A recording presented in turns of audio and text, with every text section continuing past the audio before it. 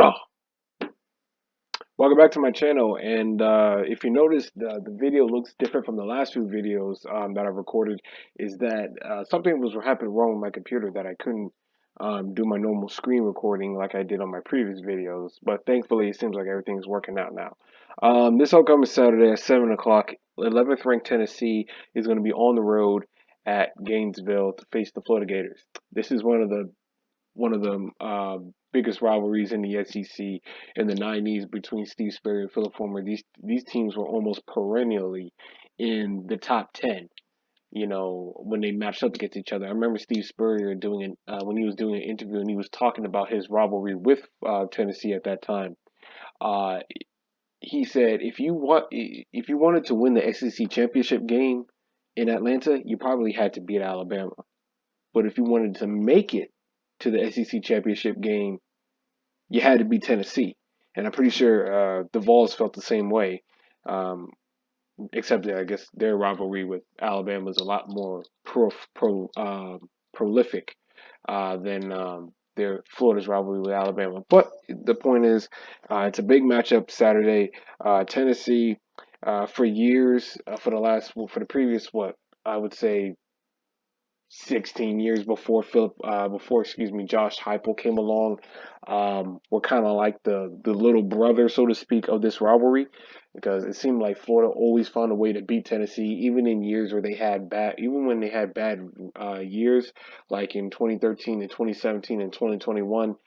Florida had losing records in those 3 years, in those three specific years, but they found a way to beat Tennessee, and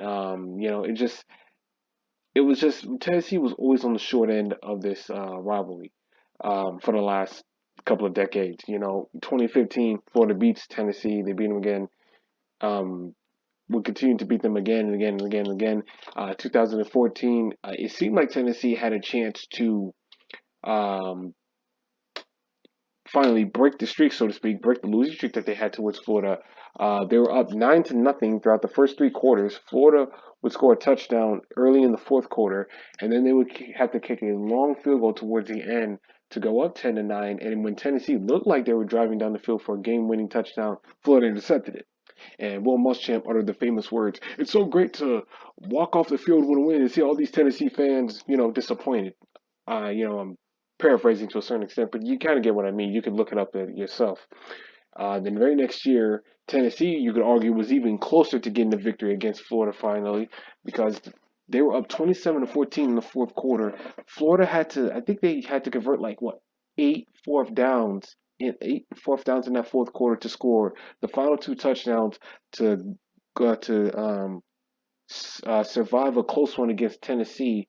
Another towards the end was that after Florida went up 28-27, Tennessee went for a field goal. He missed it, but because Jim McElwain was trying to ice the kicker and he called timeout right beforehand, he got another crack at it and he missed the field goal again by an even closer margin. So it was Tennessee had to escape that one. Yet Tennessee let that one slip through let another game against Florida slip through their fingers. Then the very next year, Florida's up 21-10 over Tennessee, I believe, or 21-3. Tennessee came back 38-28 victory, finally broke the streak, beat Florida for the first time since 2004. The next year, the famous Felipe Hail Mary pass to I believe it was Antonio Callaway that caught the touchdown. I had to look that up to be sure. But Felipe Franks won the game for Florida on a game-winning Hail Mary pass and shocked Tennessee in what was a heartbreaking loss for the Vols. And Florida would continue to beat Tennessee again, again, again, again, again until 2022 last year with Hendon Hooker and a prolific Tennessee offense. They broke the losing streak, another losing streak to Florida, and a 38-33 game, very entertaining game. Anthony Richardson kind of carried Florida on his back a little bit, but there was just certain mistakes that was made by both sides of the ball that allowed Tennessee to walk away with a victory. And that brings us to this upcoming Saturday. Tennessee's on the road at Florida. Florida unranked. I think it's the first time that Florida will be playing as an unranked team while Tennessee is ranked for the first time since I don't even remember. Maybe it was like 2004, 3, 2. I'll have to look it up. But it was the first. This is the first time in a long time that Florida will be the unranked team, and Tennessee will be ranked. Last year, Florida was on the road. This year, they're going to be at home. Um, the I think this is going to be a pivotal game for Billy Napier. I think if he could somehow find a way to steal a victory against Tennessee, now I know it may seem unlikely, but remember, if this guy beat a top 10 Utah team in his very first game coaching at Florida. Now, granted, he does not have an Anthony Richardson in this game. He has a Graham Mertz, but I'm just saying it's so important for Napier to win this game. If he beats Tennessee, then the narrative that is surrounding Florida right now, right? Because the narrative with Florida was down in the gutters after the way they lost to Utah, right? Then they seemed to bounce back against McNeese State, but that's an FCS school. So beating Tennessee right here would absolutely change the possible outlook on Florida's schedule, right? Because if they can beat Tennessee, right? Well then, if they can, well then beating Tennessee, who on paper is a lot better than Florida, Florida could it looks a little bit more realistic that Florida could go on the road and beat a Kentucky, go on the road and beat South Carolina. I don't see Florida beating Georgia, LSU, or Florida State, but maybe Florida can ride this momentum, get a couple more wins in the early run, and then maybe walk away with a couple of winnable game victories against a couple of winnable opponents in Arkansas, and Missouri. Missouri last week struggled against.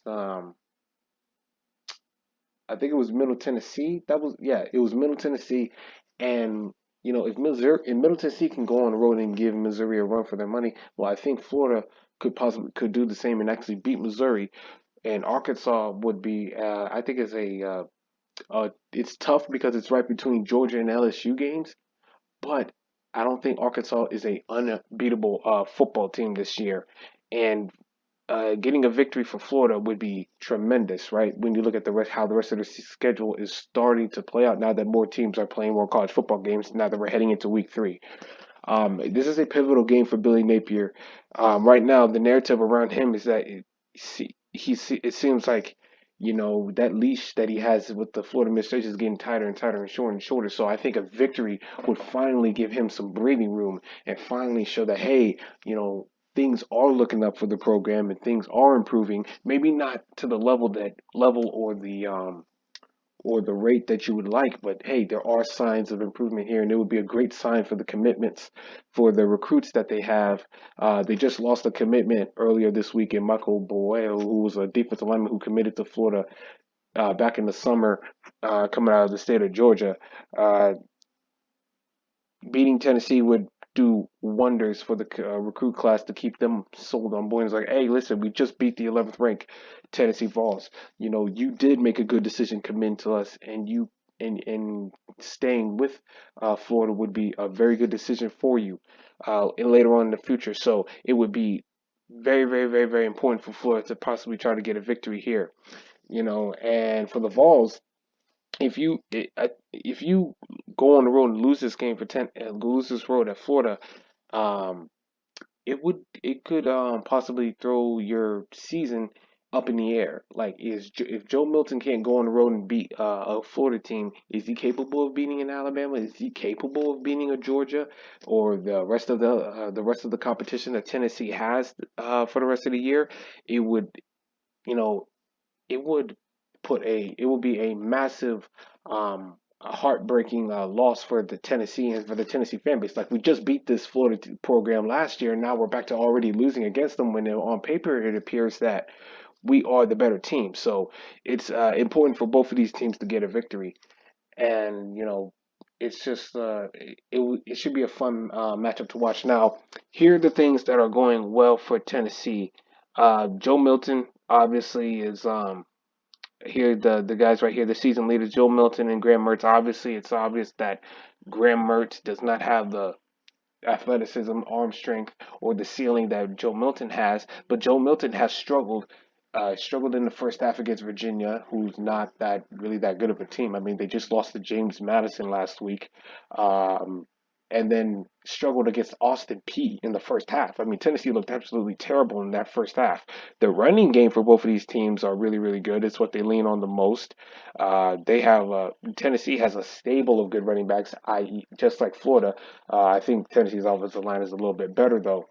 Uh, Speaking of offensive lines for Florida, Kingsley Egwakon is coming back, so uh, that'll be a nice addition back to the offensive line and probably help out those quarterback center exchanges that Florida's kind of struggled with the last couple of weeks. So having Kingsley back will do wonders for that run game, and they'll do wonders for the protection of Graham Mertz. The run defense for both teams seems to be a little bit better than last year. Tennessee is much better defending the run this year, as is Florida. So it'll be interesting to see how both of these defenses can keep their teams in it. If you're Florida, I think what you need to do is this: Tennessee is going to play a lot of snaps, like they play a lot of quick up tempo, no huddle offensive plays, especially after big plays, because they know that the defense is going to be on the heels. So if you're the offense of Florida, convert third downs, run the ball, keep that Tennessee team off the Tennessee offense off the field. Make the defense pay for being out there so much. Use the clock as your friend. But you gotta score points. Playing keep away is nice in theory, but you gotta be able to score points if you want to walk away with this victory. So you can't settle for field goals. You gotta be aggressive, and you gotta go for touchdowns. I think a reason why Florida was able to be competitive with Tennessee as they were throughout the game was that Billy Napier was so aggressive going for it on fourth down so much, trying to go for those touchdowns and go for those big plays, along with Anthony Richardson, who was throwing the ball down the field and running with it, and trying to carry the team on his back. It's kind of what helped Florida to a certain extent, but I also think it also bit Florida to a certain extent as well.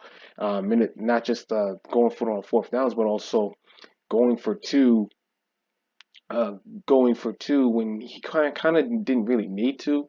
Last year, like Billy Napier, Florida was down 38-21 at one point. The Florida offense scores a touchdown. It's 38-28, 38-27, excuse me. Instead of kicking the extra point, making it a 10 possession game, Billy Napier tries to go for two and make it a 9 point game, which was kind of puzzling at the time.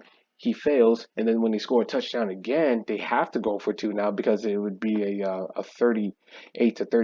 38-34 game if they kicked the extra point. But had you would have made the extra point beforehand, it would have been 38-35. So you could have possibly had went for overtime with the game-winning field goal drive, which could have happened because Florida, after scoring that touchdown, got the ball back on an onside. So I think Napier's probably going to stick with that plan, but I think he's going to learn from what happened last year and, not try to put his team in precarious situations like he did last year.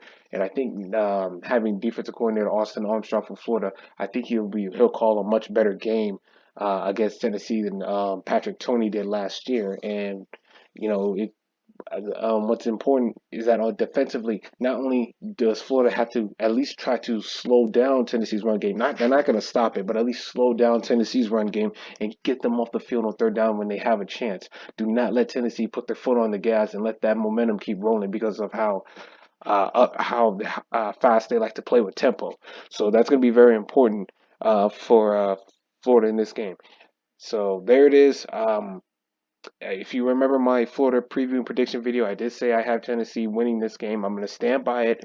But of course, I would love to hope that I'm wrong. So Florida and Tennessee, uh, it's back to being the third Saturday in September this year because for some reason for the last couple of years it's been more fourth Saturday in September or first Saturday in October, but now it's back to at least for this year it's the third Saturday in September, which I think it should always be. Tennessee and Florida should always play each other on week three on the third Saturday of September. So there it is. The Tennessee and Florida rivalry will be renewed in a couple of days.